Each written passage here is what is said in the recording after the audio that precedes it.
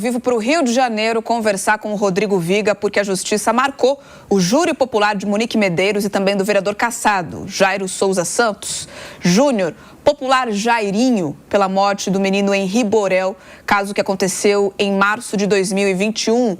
Rodrigo Viga, com as informações. Viga, sempre bom receber você por aqui. Não estamos na praia, não estamos curtindo o domingo de sol no Rio de Janeiro, mas você chega com informação bastante relevante sobre esse, que é também um dos grandes casos de violência de repercussão nacional. Bem-vindo.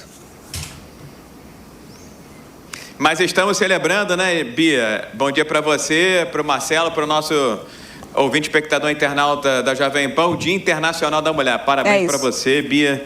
Meu profundo carinho, meu profundo respeito a todas as mulheres do Brasil, de todo mundo. Vocês são seres muito mais evoluídos do que nós. Agora, hoje também... Vou concordar, Viga. É marcante.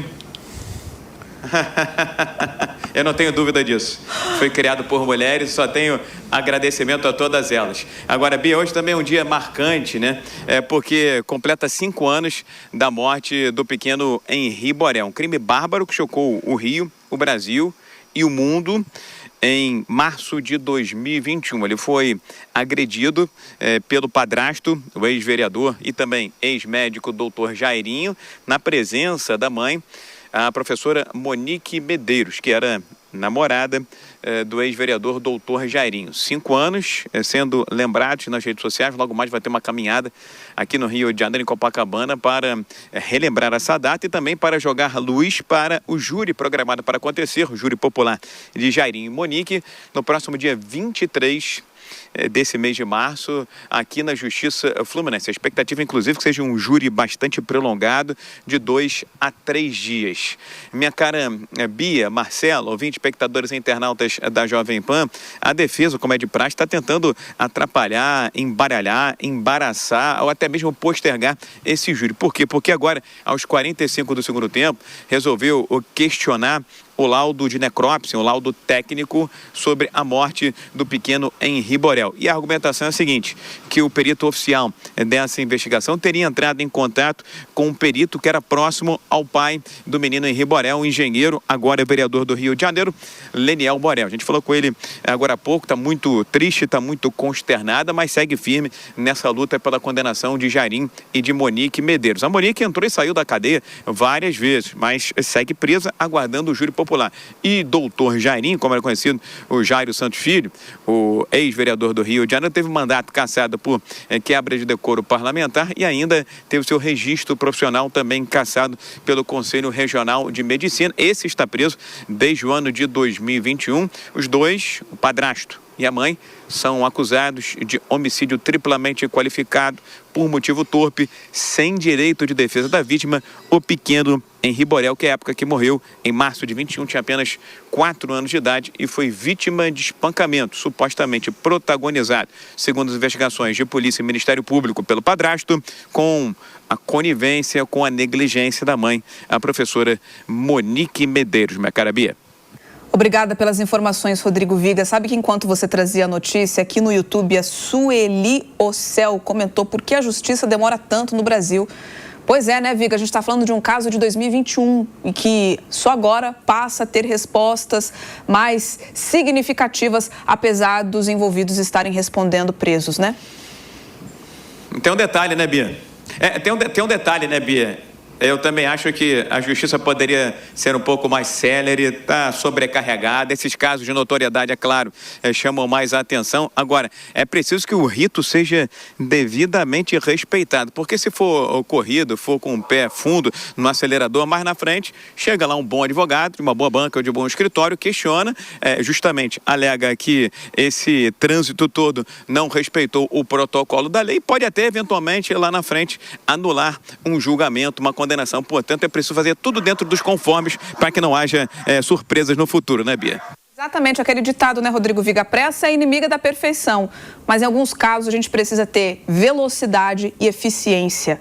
Obrigada pelas informações, Viga. Até daqui a pouco a gente conversa mais sobre estes e outros destaques direto do Rio de Janeiro. Gesualdo Almeida também chega aqui para a conversa para a gente falar sobre esse e outros casos. E justamente o assunto que acabou entrando aqui já na pauta da nossa audiência, Gesualdo, a demora para algumas respostas. Você também entende essa colocação importante do Rodrigo Viga de que alguns procedimentos tendem a serem mais lentos para não existir qualquer chance de nulidade no futuro? É verdade que uma investigação toma tempo, uma denúncia também, e o próprio rito do processo. Mas nada justifica um atraso de mais de 4 anos e meio. Rui Barbosa, numa célebre frase no seu livro Oração aos Moços, ele disse que justiça tardia não é justiça, senão injustiça manifesta e qualificada. Também se faz injustiça pelo atraso. E aquela conversa de que a justiça tarda, mas não falha, a justiça que tardou já falhou. Não é o caso, não imaginamos que será o caso. Mas e se esse acusado, se esse doutor Jaiminho for inocente? E se ele for absolvido? Ele terá ficado preso 4 anos de forma indevida? Não me parece que é o caso, mas as situações assim são muito comuns. A demora nos julgamentos, que aqui no Brasil, isso é verdade, é no mundo, tá? Quando a gente analisa os julgamentos nos tribunais europeus, eles também tardam pra caramba, eles também são muito lentos, muito morosos, porque eles são muito formais. Mas no Brasil a situação é crônica, e esse caso é altamente revelador de tudo isso. Nós precisamos ter mais diligência para dar uma resposta, inclusive para o próprio acusado. Ele tem direito de uma decisão que seja muito mais célere, e sobretudo para a família das vítimas. As famílias das vítimas buscam por justiça e esperar 5 anos para que isso aconteça é aterrador. Ainda nessa linha, né, Gesualdo, a gente observa sempre quando há, né, um crime de grande repercussão, como é esse caso, aí vai entrevistar a família justamente fala que a justiça seja feita. E sempre fica essa sensação que, além da demora, a justiça não é feita.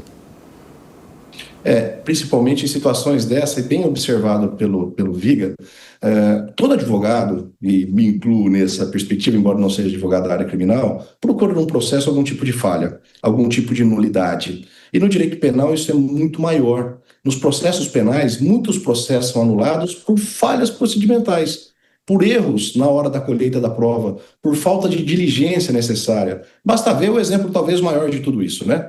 O Petrolão. O Petrolão não foi anulado no seu mérito, mas sim quanto a uma falha investigativa, um eventual conluio entre o juiz e o promotor. De um lado é verdade, se nós apressarmos demais as investigações, atropelarmos os ritos processuais, isso pode gerar cerceamento de defesa e anulação de processo. Mas impor velocidade num caso desse era primordial. O clamor popular, inclusive, exige respostas mais rápidas para crimes desse, para que esses crimes não se perpetuem. Estamos falando tanto da preservação das mulheres do seu dia de hoje. Muitos dos fatores que levam ao aumento do feminicídio é essa sensação de injustiça, ou pelo menos de injustiça tardia.